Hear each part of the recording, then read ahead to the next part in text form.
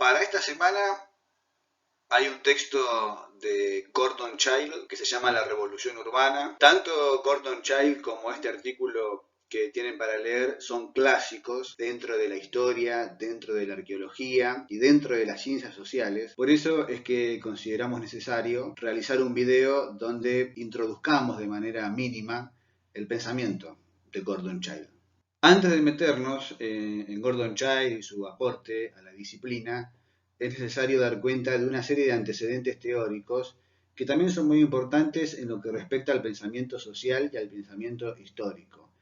Tenemos para lo que es la segunda mitad del siglo XIX, comienzos del siglo XX, el aporte realizado por Ferdinand Tönnies, que plantea una diferencia entre dos conceptos muy importantes y que vamos a trabajar a lo largo de nuestra materia. Por un lado, comunidad y por otro lado, sociedad. Cuando él plantea esta diferencia, él lo que está diciendo es que en los espacios urbanos, sobre todo de los grandes centros industriales de la Europa occidental, de fines del siglo XVIII, durante el siglo XIX, ese tipo de sociedad, para ser redundante, es distinto al tipo de dinámicas sociales que se dan en el espacio urbano, no solamente en el espacio urbano contemporáneo de esta época, sino obviamente al preindustrial. Y que en ese caso, para hablar de ese tipo de escenarios, prefiere no hablar de sociedad, sino hablar de comunidad. Por lo tanto, estaríamos ante dos formas en las cuales se organizan las relaciones al interior de los grupos humanos.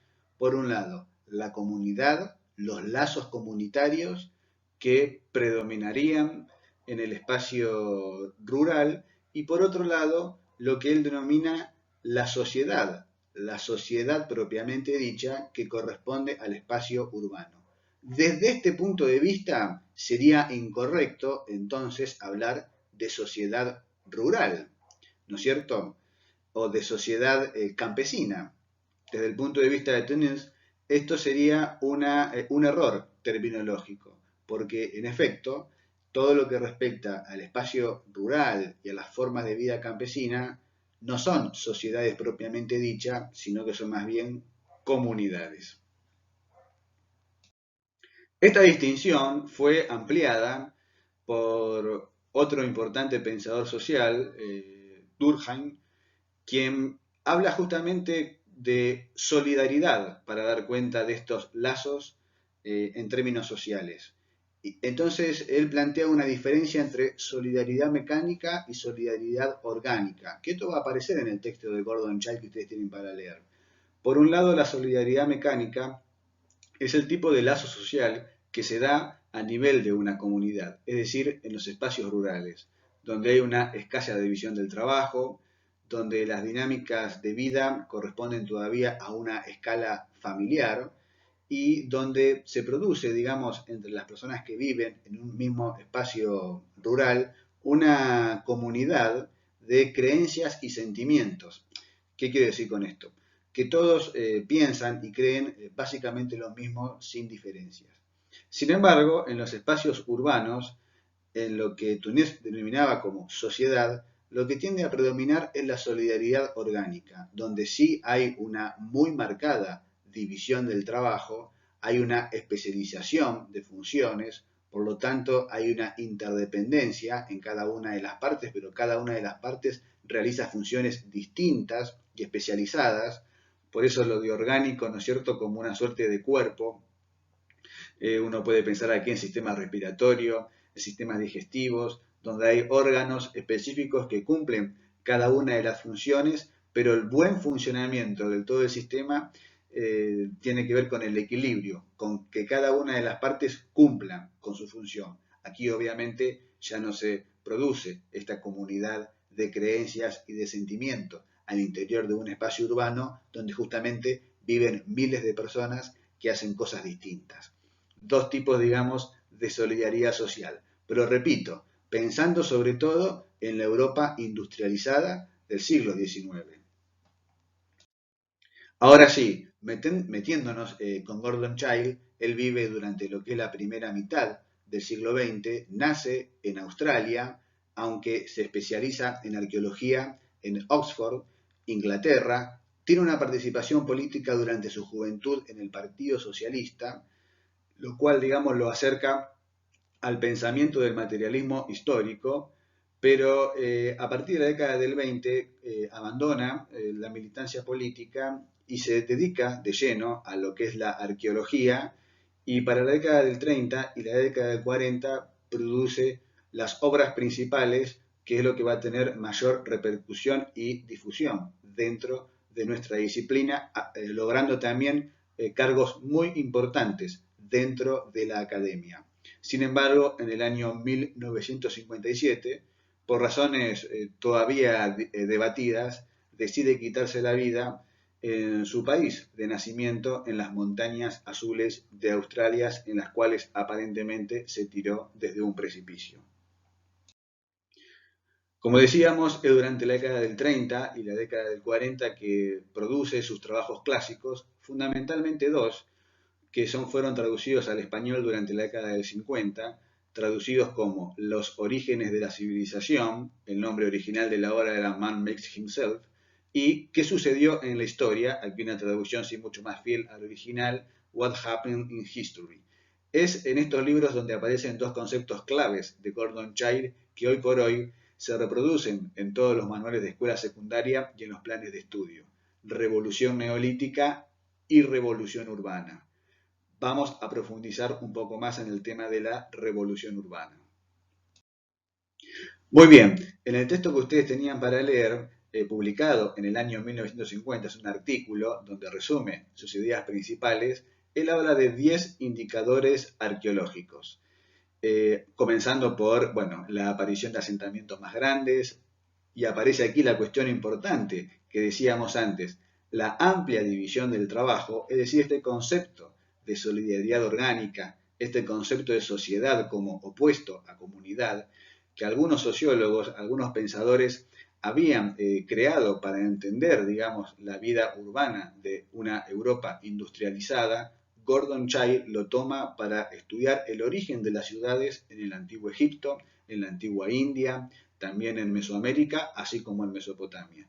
Bueno, además de esto, lo que tiene que ver con la producción y la concentración de un excedente alimentario, las grandes obras monumentales, la formación de una clase gobernante, la aparición de sistemas de registro, particularmente la escritura, el desarrollo de la ciencia, del arte, del intercambio de larga distancia, y como culminación de todo este proceso, el surgimiento de una nueva forma de organización política, el Estado.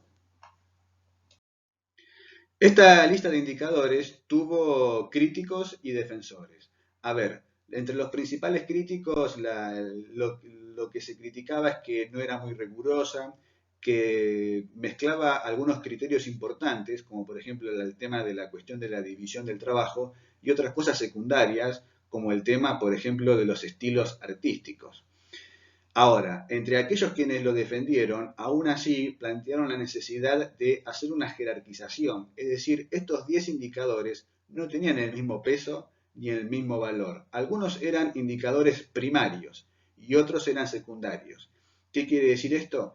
Que algunos eran más importantes y eran mucho más comunes de observar en aquellas sociedades donde surgió por primera vez el urbanismo. Y los otros podían aparecer o no aparecer. Entre los rasgos primarios, sin duda destaca la cuestión de los asentamientos más grandes, el urbanismo propiamente dicho, la cuestión de la división del trabajo y de la especialización laboral, así como la concentración del excedente alimentario, y obviamente incluyendo esta cuestión de la formación de una clase dirigente, de una clase gobernante, ahora dirigente de una nueva forma de organización político-social como es el Estado. Mientras que la cuestión de la escritura, del comercio, de las obras monumentales pasaba a un segundo plano, porque podía darse o no darse, pero que en todo caso eran rasgos que tenían que ver con los indicadores primarios. Por ejemplo, el origen de la escritura, una práctica realizada por los escribas, era resultado de la división del trabajo y la especialización del trabajo, así como también la cuestión de las grandes obras monumentales, que eran realizadas por personas dedicadas parte del año exclusivamente a esta tarea. Dentro de quienes han defendido esta hipótesis de Gordon Chai sobre la revolución urbana y estos indicadores, también han planteado la necesidad de sintetizar estas ideas. También en esta misma orientación de ver cuál de estos 10 indicadores o cuáles son las ideas centrales que realmente son las importantes. Y aquí yo recojo los trabajos de dos libros. Uno de Mario Liberani, autor que después vamos a trabajar con mayor detalle, que plantea de que más allá de los 10 indicadores, detrás de todo este proceso hay dos claves para entender el cambio que implica la revolución urbana. Por un lado, lo que tiene que ver con la especialización laboral que a la larga produce desigualdades socioeconómicas. Y por otro lado, lo que es esta separación de excedente, su centralización y posterior redistribución. A su modo de ver, estos dos ejes son la base de lo que explicaría la revolución urbana y a la postre el surgimiento del Estado. En otro trabajo, dos investigadores españoles, Llull y Micó, también plantean que hay dos ejes importantes que nuclean las ideas centrales de lo que Gordon Chai planteaba que era la revolución urbana. Por un lado, la concentración y la gestión centralizada de excedentes. Y por otro lado, la división del trabajo y la especialización a tiempo completo o full time. Así que fíjense ustedes cómo dos libros distintos, con orientaciones distintas, porque Llull y Micó son arqueólogos, mientras que Liberani es asiriólogo, encuentran ciertas semejanzas, ¿no es cierto? Por un lado, la cuestión de los excedentes, la concentración y luego la redistribución. Y por otro lado, la cuestión de la división del trabajo, de la especialización laboral a tiempo completo. Lo cual nos remite, como veíamos al comienzo de esta presentación, a los conceptos de sociedad y de solidaridad orgánica. Concluimos esta breve presentación al pensamiento de Gordon Chai con un cuadro que realiza un arqueólogo muy importante, si mal no recuerdo, norteamericano, Charles Redman, en un libro que es The Rise of Civilization del año 1978, donde toma estos 10 indicadores y los organiza a modo de red conceptual. Y entonces aquí uno puede interpretar mejor cómo es la relación entre los distintos factores que interactuaron para dar lugar al surgimiento de las primeras ciudades y de los primeros estados. Lo que me interesa a mí remarcar es que Redman pone, digamos, tres vías de entrada a esta red conceptual.